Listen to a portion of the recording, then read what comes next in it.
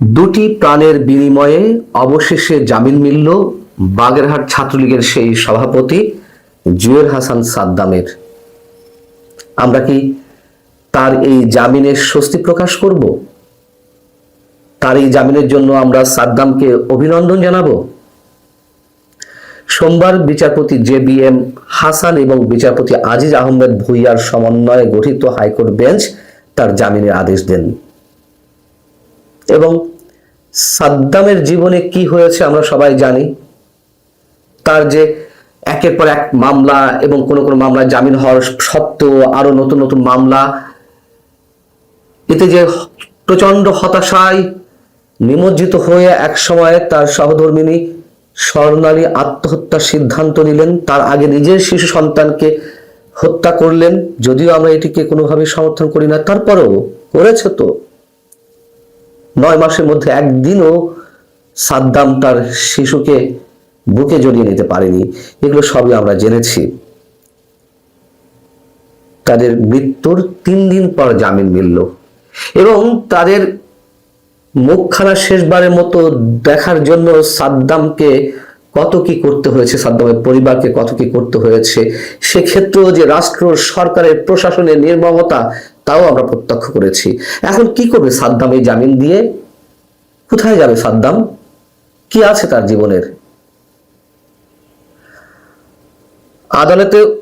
আদালতে তার পক্ষে যে আইনজীবী লড়াই করেছেন তিনি জানিয়েছেন যে ব্যক্তিগত ট্র্যাজেডির বিষয়টি বিবেচনায় নিয়ে আদালত তার জামিন মঞ্জুর করেছেন। অনেক দয়া আদালতের। পৃথিবীর বুকে ইতিহাস সৃষ্টি করার পরে এই যে জামিনটি মিলল, এটিও একটি ইতিহাস। একটা রাষ্ট্র তার সর্বোচ্চ নির্মমতার পরে জামিন দেয় একজন কারাবন্দীকে। কিন্তু এই পর্যন্তই কি শেষ? নির্মমতা কি তারপরেও আরো অনেকের জীবনের সৃষ্টি হচ্ছে না? কারাগারে যে হাজার হাজার সাদ্দাম এখনো বন্দী, এক সাদ্দামের মুক্তি মিলেছে বা জামিন মিলেছে, মুক্তি তো নয়। আর যে হাজার হাজার সাদ্দাম রয়েছে, কারো কারো জীবন নিঃস্ব হয়ে গেছে, কারো কারো ব্যবসা বাণিজ্য একেবারে ধ্বংস হয়ে গেছে, কারো কারো পরিবার একেবারে পথে বসেছে। সাদ্দামের মতন আরো অনেকে রয়েছেন। যেমন আমি এর আগে জানিয়েছিলাম যে আমার পাশের ওয়ার্ডে, আমি যখন কারাগারে ছিলাম এই সরকারের সময়, গত 5-6 মাস আগে, তখন ফাহাদ নামে একজন ছিল। তারও ঠিক একই অবস্থা। 1 বছর হয়ে গেছে, তার শিশু সন্তানটাকে এখনো পর্যন্ত বুকে জড়িয়ে নিতে পারেনি। তার সহধর্মিণীকে বলেছে যে তুমি আমার বাচ্চাকে আর জেল গেটে নিয়ে এসো না। আরো অনেক সাদ্দাম তো আছে। বাবার মৃত্যু হয়েছে, মায়ের মৃত্যু হয়েছে 1 বছরের মধ্যে, 18 মাসের মধ্যে, জামিন মিলছে না। সারা দেশের অসংখ্য মানুষের চোখের পানি ঝরতে আমরা দেখেছি। সরকারের বিরুদ্ধে যে তুমুল সমালোচনা মানুষ তো করেছে, মানুষ সহ্য করতে পারেনি। এবং এই যে সমালোচনাটা হয়েছে সেটি কি কারণে বেশি হয়েছে? প্যারোলে মুক্তি দেওয়া হয়নি। প্যারোল তো পরের কথা। এবং নিঃসন্দেহে সেই নির্মমতার তো কোনো সংজ্ঞা নেই। সরকারের পক্ষ থেকে বলা হয়েছিল আমরা সব ধরনের চেষ্টা করেছি, কিন্তু সাদ্দামের পরিবারের পক্ষ থেকে সাদ্দামের ছোট ভাই শহীদুল ইসলাম আমাকে জানিয়েছিল প্রথম যে বাগেরহাট জেলা প্রশাসনে তারা আবেদন করেছিল প্যারোলে মুক্তির জন্য, কিন্তু সেখান থেকে কোনো ধরনের সহযোগিতা করা হয়নি। তাদেরকে ন্যূনতম পর্যন্ত এটুকু জানায়নি যে যশোর জেলা প্রশাসনে এটি আবেদন করতে হবে। অথচ স্বরাষ্ট্র মন্ত্রণালয় থেকে বড় বড় বিজ্ঞপ্তি দেওয়া হয়, যশোর জেলা প্রশাসন থেকে বিজ্ঞপ্তি দেওয়া হয়, না সাদ্দামের পরিবার মিথ্যাচার করছে, এগুলো অসত্য কথা বলছে। কোনটা অসত্য, কোনটা মিথ্যা, কোনটা নির্মমতা, সেগুলো আমরা খুব ভালো করেই জানি।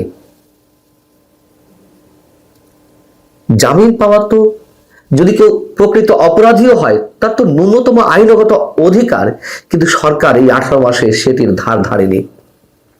জুলাই আন্দোলনের পর যে হাজার হাজার মামলা হয়েছে, হাজার হাজার মানুষকে আটক করা হয়েছে, এর মধ্যে অনেককে একেবারে নিরপরাধ, তারাও যে মাসের পর মাস কারাগারে বন্দী রয়েছে, কি কারণে? এই প্রশ্ন তো এখন মুহুর্মুহু উঠছে।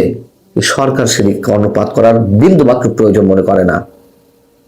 এবং এই যে সাদ্দাম, এই যে হাজার হাজার মানুষ কারাগারে বন্দী, তার মধ্যে অসংখ্য মানুষ রয়েছে নিরাপরাধ, তাদের সম্মিলিত রূপের একটি দৃষ্টান্ত সাদ্দাম। তার বিরুদ্ধে 11টি মামলা হয়েছে।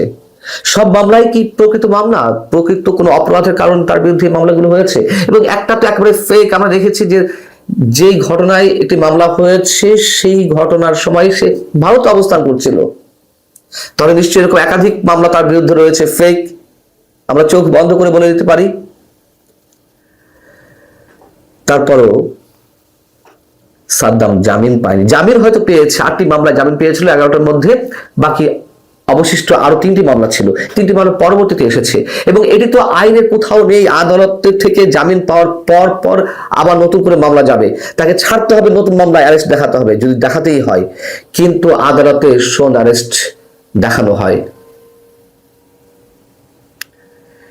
এই যে অসংখ্য মানবতা বিরোধী অপরাধের মানবতা বিরোধী মামলা, আমরা এগুলোকে মানবতা বিরোধী অপরাধ মানবতা বিরোধী মামলাই বলতে চাই।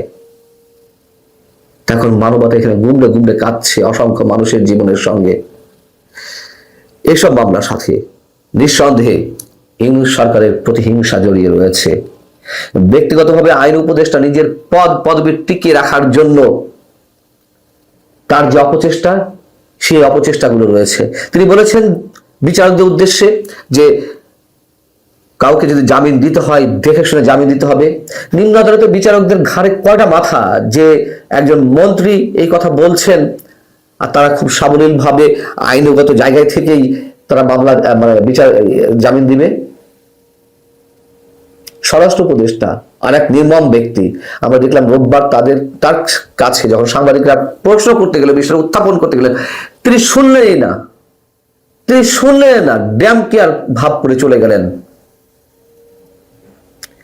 এই ব্যক্তি কি ধরনের নির্মমতার একটা দৃষ্টান্ত আমাদের সামনে উপস্থাপন করলো, তা যদি ওই ভিডিওটা আপনারা কেউ দেখে থাকেন, খুব স্বাভাবিক নিশ্চয়ই বুঝতে পারছেন। এর সঙ্গে রয়েছে পুলিশের বাণিজ্য। আদালত থেকে জামিন মেলে পুলিশকে ম্যানেজ করতে হয় লাখ লাখ টাকার বিনিময়ে। পুলিশের একাংশের কথা আমি বলছি, নইলে আরো নতুন নতুন মামলা যায়। আবার এমনও হয়েছে সংশ্লিষ্ট থানার কোনো কর্মকর্তাকে লাখ লাখ টাকা দেওয়ার পরও অন্য থানা থেকে মামলা যাচ্ছে।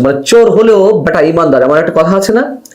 ওই থানা থেকে মামলা যাচ্ছে না, তখন পার্শ্ববর্তী থানায় বলা হয় যে অমুক আসামি তো ছাড়া পাচ্ছে, আমার এই থানায় মামলা ছিল, আপনি কোনো মামলা দিবেন কিনা। অসংখ্য রেকর্ড রয়েছে, এগুলোর প্রমাণ রয়েছে।